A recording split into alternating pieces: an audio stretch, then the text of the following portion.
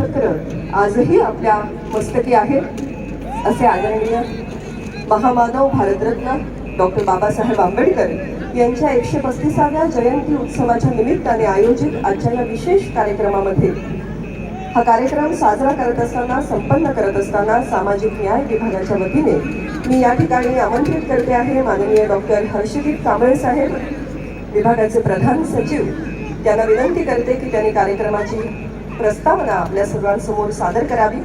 आणि आज ज्या आगळ्या वेगळ्या सादरीकरणासाठी आपण उत्सुक आहोत, ड्रोन ही एक तंत्रज्ञानाची वेगळ्या अंगाने झालेली प्रगती आणि त्या ड्रोनचे नानाविध उपयोग आहेत, पण कलेच्या क्षेत्रामध्ये किती सुंदर पद्धतीने आज महामानव डॉक्टर बाबासाहेब आंबेडकर यांची जीवनगाथा या ड्रोनच्या 2000 ड्रोनचा वापर करून आपण या ठिकाणी उलगडणार आहोत. या नेत्रदीपक सोहळ्याचे साक्षी व्हायला आपण सारे उत्सुक आहोत. आपणा सगळ्यांचं स्वागत करण्यासाठी आणि या कार्यक्रमाची प्रस्तावना सादर करण्यासाठी आपल्याबरोबर आहेत माननीय डॉक्टर हर्षदीप कांबळे सर. एकदा जोरदार टाळ्यांच्या गजरामध्ये आपण सरांचे स्वागत करू.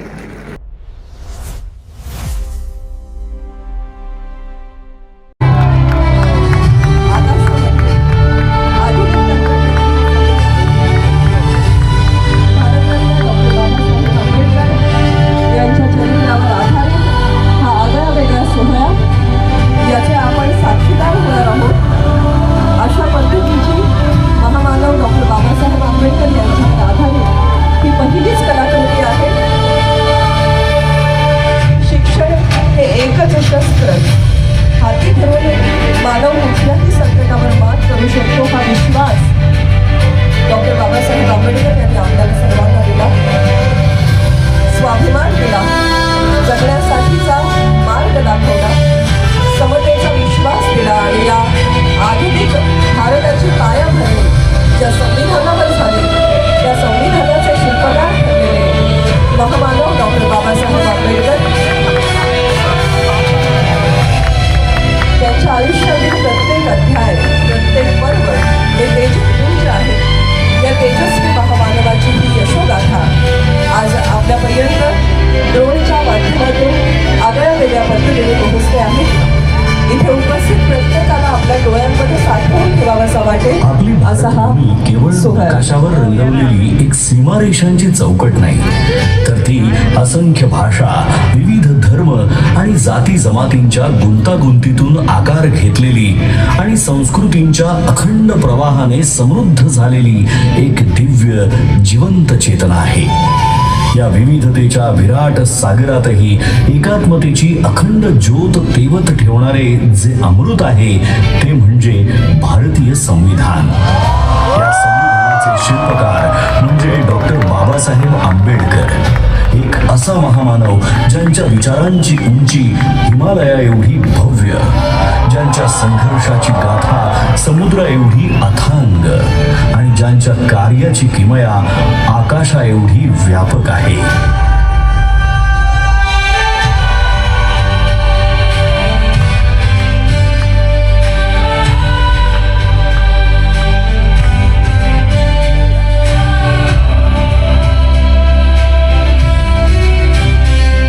संविधानाच्या प्रत्येक ओळीतून उलगडणारी डॉक्टर बाबासाहेब आंबेडकर यांची दूरदृष्टी ही केवळ कायद्यांच्या चौकटीपुरती मर्यादित नाही, तर ती एका आदर्श समाज रचनेची जिवंत प्रतिमा आहे. न्याय, स्वातंत्र्य, समता आणि बंधुत्व या मूल्यांच्या आधारावर त्यांनी असा भारत घडवण्याचा ध्यास घेतला जिथे प्रत्येक नागरिकाला आपलं अस्तित्व अभिमानाने जगता येईल. त्यांनी केवळ संविधानाची रचना केली नाही, तर एक असा भारत निर्माण केला जो प्रगत, न्यायप्रिय आणि समताधिष्ठित असेल आणि जिथे आधुनिक भारताची बीजे पेरली जातील. ज्या महामानवाने देशाच्या उज्ज्वल भविष्याची भक्कम पायाभरणी केली त्या डॉक्टर बाबासाहेब आंबेडकर यांचं बालपण मात्र अत्यंत कठीण, वेदनांनी आणि अपमानाने भरलेलं होतं. अस्पृश्यतेच्या काळोख्या सावटाखाली त्यांना शाळेत वेगळं बसवलं जाईल. पाण्याच्या एका थेंबासाठीही त्यांना वंचित ठेवलं जाईल. परंतु या सगळ्या अन्यायाच्या जखमांमध्येही त्यांच्या अंतःकरणात परिवर्तनाची तेजस्वी ज्वाला त्यांना ज्ञात झालं होतं की शिक्षण हेच ते शस्त्र आहे जे अज्ञानाच्या अंधाराला चिरून टाकतं आणि माणसाला स्वाभिमानाने जगण्याची ताकद देतं. या जिद्दीच्या जोरावर ज्ञानाचा अखंड प्रवास सुरू झाला. मुंबईच्या शाळांपासून ते कोलंबिया युनिव्हर्सिटी, ग्रेज इन आणि लंडन स्कूल ऑफ इकॉनॉमिक्स या जागतिक दर्जाच्या संस्थांपर्यंत त्यांनी डबल डॉक्टरेट आणि बॅरिस्टर ॲट लॉ या उच्चतम पदव्या संपादन करून ज्ञानाच्या आकाशाला गवसणी घातली. त्या काळात इतक्या उच्च शिक्षणाची किमया साधणारे ते एकमेव भारतीय ठरले. आपल्या विलक्षण बुद्धिमत्तेच्या जोरावर परदेशात सन्मानाने आयुष्य जगण्याची संधी असतानाही डॉक्टर बाबासाहेब आंबेडकरांनी मातृभूमीची निवड केली. मात्र भारतात परतल्यावर त्यांना जातीच्या कारणामुळे बडोद्यामध्ये राहण्यासाठी छप्परही नाकारलं गेलं. पण अपमानापुढे झुकण्याऐवजी त्यांनी संघर्षाचा मार्ग निवडला. त्यांच्या कार्याची दखल घेत छत्रपती शाहू महाराजांनी 1920 साली त्यांना नव्या युगाचा नेता म्हणून गौरवलं आणि तिथूनच सामाजिक क्रांतीची नवी पहाट सुरू झाली. 1927 साली घडलेला महाड सत्याग्रह हा केवळ पाणी पिण्याचा हक्क मिळवण्यासाठीचा लढा नव्हता, तर तो मानवी स्वाभिमानासाठी उभारलेला पहिला महान संग्राम होता. 1927 साली महाड येथे झालेला चौदार तळे सत्याग्रह, त्यानंतरचा काळाराम मंदिर सत्याग्रह हा संघर्ष तर श्रद्धा आणि समानतेच्या संगमावर उभा राहणारा ऐतिहासिक टप्पा ठरला. हा केवळ पाण्याच्या हक्कासाठी नव्हता, तर मानवी स्वाभिमान, समानता आणि सामाजिक न्यायासाठी उभारलेला पहिला महान सामाजिक संग्राम होता. 1930 ते 1932 या कालखंडात डॉक्टर बाबासाहेब आंबेडकर यांनी गोलमेज परिषदेमध्ये सहभाग घेत वंचित, पीडित आणि शोषित समाजाचा आवाज जागतिक स्तरावर पोहोचवला. अनहायलेशन ऑफ कास्ट या त्यांच्या क्रांतिकारी ग्रंथातून त्यांनी जाती व्यवस्थेच्या मूळ पायालाच हादरा दिला. त्यांनी निर्भीडपणे सांगितलं की जोपर्यंत जात अस्तित्वात आहे तोपर्यंत खऱ्या अर्थाने लोकशाही फुलू शकत नाही. मी हिंदू म्हणून जन्माला आलो असलो तरी हिंदू म्हणून मरणार नाही हे वाक्य केवळ एक उद्गार नव्हे, तर अन्यायाविरुद्ध उभं राहण्याचा, समतेसाठी लढण्याचा संकल्प होता. डॉक्टर बाबासाहेब आंबेडकर यांचा संघर्ष केवळ सामाजिक परिवर्तनापुरता मर्यादित नव्हता, तर त्यांच्या वैयक्तिक आयुष्यातही वेदना, त्याग आणि कठोर परीक्षांनी भरलेला होता. या कठीण प्रवासात त्यांच्या सोबत खंबीरपणे उभ्या राहिल्या त्या म्हणजे रमाबाई आंबेडकर, एक शांत, संयमी पण अतूट सामर्थ्याची मूर्ती. घरात आर्थिक तंगी असताना उपासमारीच्या छायेतही त्यांनी कधीही तक्रार केली नाही. योग्य उपचारांच्या अभावामुळे आपल्या लेकराला गमावण्याचं असह्य दुःख त्यांना सोसावं लागलं, तरीही या दुःखाने त्या खचल्या नाहीत. उलट आपल्या पतीच्या महान ध्येयासाठी त्यांनी प्रत्येक वेदना मागे सोडली.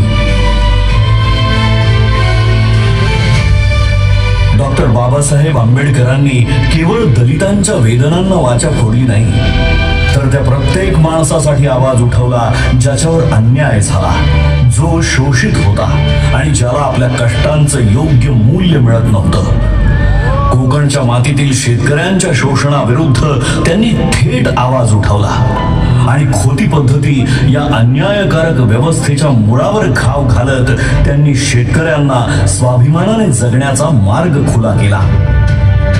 कामगार मंत्री म्हणून शपथ घेताना 8 तासांचा कामाचा दिवस, साप्ताहिक सुट्टी, किमान वेतन आणि सामाजिक सुरक्षेचे हक्क हे केवळ कायदे नव्हते, तर कष्टकऱ्यांच्या आयुष्याला मिळालेले संरक्षण कवच होते.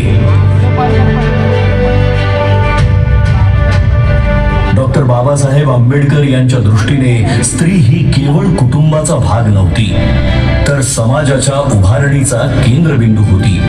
म्हणूनच त्यांनी महिलांच्या आर्थिक स्वातंत्र्याला, शिक्षणाला प्रथम दर्जा दिला. बालविवाह, सतीप्रथा, देवदासी प्रथा आणि विधवांचं अमानुष शोषण या सर्व कुप्रथांविरुद्ध त्यांनी प्रखर आवाज उठवून समानतेचा हक्क दिला. कायदा मंत्री म्हणून त्यांनी सादर केलेल्या हिंदू कोड बिलने महिलांना घटस्फोटाचा अधिकार, मालमत्तेत समान हक्क आणि वैयक्तिक आयुष्यात स्वायत्तता मिळवून देत अशा अभूतपूर्व निर्णयाने इतिहास रचला.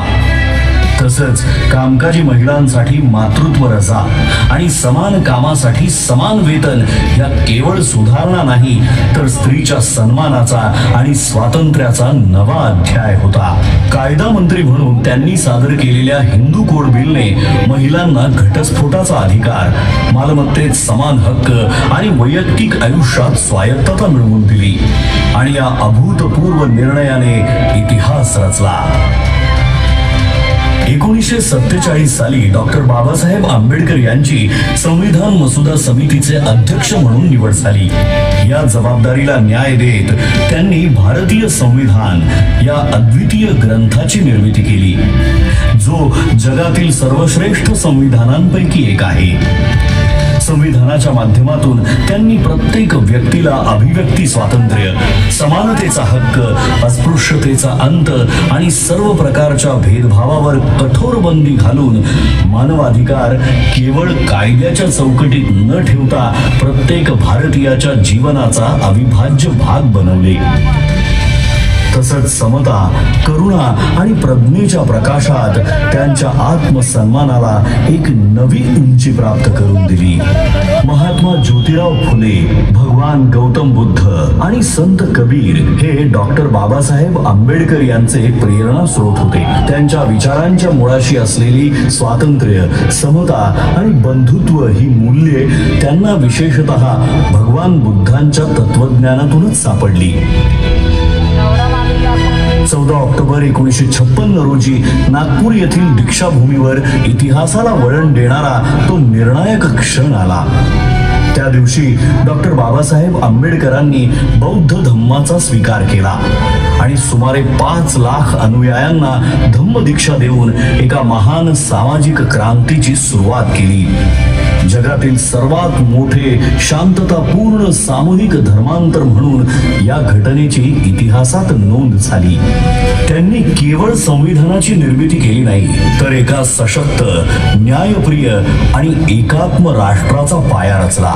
म्हणूनच ते केवळ एका समाजाचे नेते नाहीत, तर संपूर्ण भारताचे राष्ट्र निर्माते आहेत. अशा या महान विभूतीचे, या युगपुरुषाचे आपण आज कृतज्ञतेने स्मरण करूया आणि अभिमानाने, आत्मसन्मानाने आणि एकतेच्या भावनेने म्हणूया, जय भीम, जय भीम, जय भीम.